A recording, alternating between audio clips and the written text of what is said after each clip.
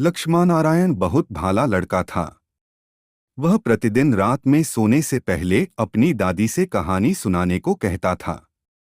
दादी उसे नागलोक, पाताल लोक, चंद्रलोक, सूर्यलोक आदि की कहानी सुनाया करती थी। एक दिन दादी ने उसे स्वर्ग का वर्णन सुनाया।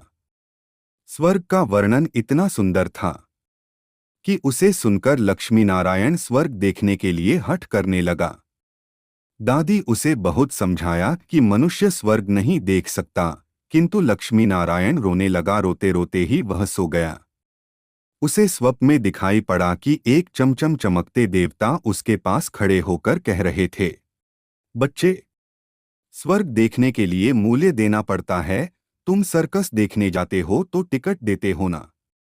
स्वर्ग देखने के लिए भी तुम्हें उसी प्रकार रुपए देने पड़ेंगे।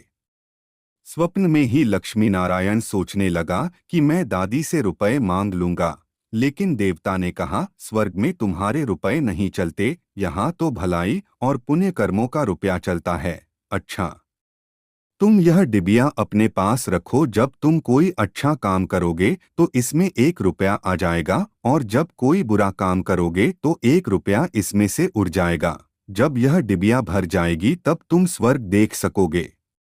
जब लक्ष्मीनारायण की नींद टूटी तो उसने अपने सिरहाने सचमुच एक डिबिया देखी। डिबिया लेकर वह बड़ा प्रसन्न हुआ। उस दिन दादी ने उसे 1 पैसा दिया। पैसा लेकर वह घर से निकला। एक रोगी भिखारी उससे पैसा मांगने लगा। लक्ष्मीनारायण भिखारी को बिना पैसे दिए भाग जाना चाहता था। इतने में उसने अपने अध्यापक को सामने से आते देखा। उसके अध्यापक उदार लड़कों की बहुत प्रशंसा किया करते थे। उन्हें देखकर लक्ष्मीनारायण ने भिखारी को पैसा दे दिया। अध्यापक ने उसकी पीठ ठोकी और प्रशंसा की। घर लौटकर लक्ष्मीनारायण ने वह डिबिया खोली, किंतु वह खाली पड़ी थी। इस बात से लक्ष्मीनारायण को बहुत दुख हुआ। वह रोते रोते सो गया। सपने में उसे वही देवता फिर दिखाई पड़े और बोले, तुमने अध्यापक से प्रशंसा पाने के लिए पैसा दिया था, सो प्रशंसा मिल गई। अब रोते क्यों हो? किसी लाभ की आशा से जो अच्छा काम किया जाता है वह तो व्यापार है, वह पुण्य थोड़ी है।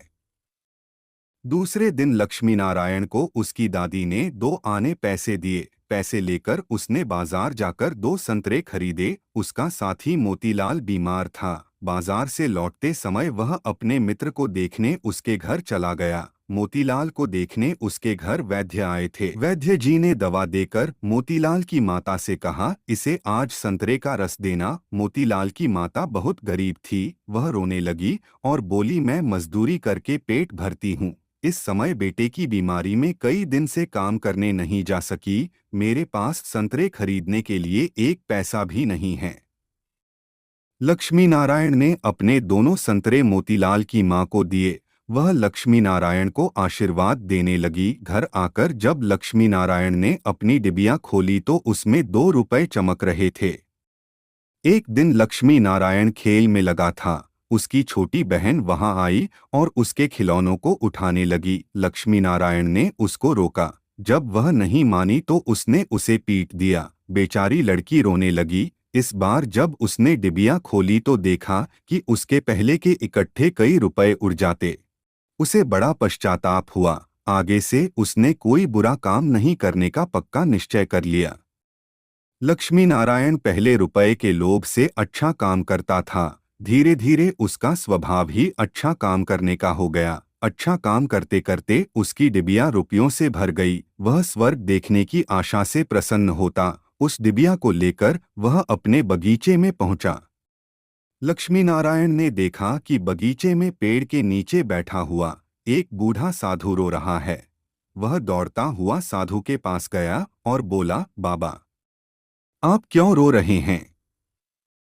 साधु बोला, बेटा, जैसी डिबिया तुम्हारे हाथ में है वैसी ही एक डिबिया मेरे पास थी। बहुत दिन परिश्रम करके मैंने उसे रुपयों से भरा था। बड़ी आशा थी कि उसके रुपयों से स्वर्ग देखूंगा, किंतु आज गंगा जी में स्नान करते समय वह डिबिया पानी में गिर गई। लक्ष्मीनारायण ने कहा, बाबा, आप रो मत, मेरी डिबिया भी भरी हुई है, आप इसे ले लो। साधु बोला, तुमने इसे बड़े परिश्रम से भरा है। तुम्हें इसे देने से दुख होगा। लक्ष्मी नारायण ने कहा, मुझे दुख नहीं होगा बाबा। मैं तो लड़का हूँ, मुझे अभी पता नहीं कितने दिन जीना है। मैं तो ऐसी कई डिबिया रुपए इकट्ठे कर सकता हूँ। आप बुढ़े हो गए हैं, आप अब दूसरी डिबिया पता नहीं भर पाओगे या नहीं। मेरी डिबिया ले लीजिए।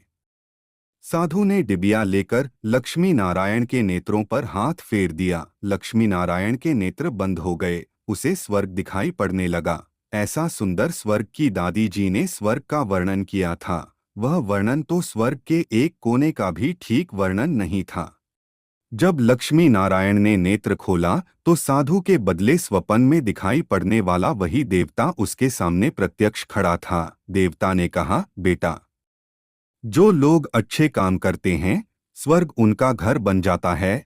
तुम इसी प्रकार जीवन में भलाई करते रहोगे तो अंत में स्वर्ग में पहुंच जाओगे। देवता इतना कहकर वही अदृश्य हो गए। कहानी की शिक्षा, मनुष्य जैसे काम करता है वैसा उसका स्वभाव हो जाता है। जो बुरे काम करता है उसका स्वभाव बुरा हो जाता है। उसे फिर बुरा काम करने में ही आनंद आता है। जो अच्छा काम करता है उसका स्वभाव अच्छा हो जाता है। उसे बुरा काम करने की बात भी बहुत बुरी लगती है।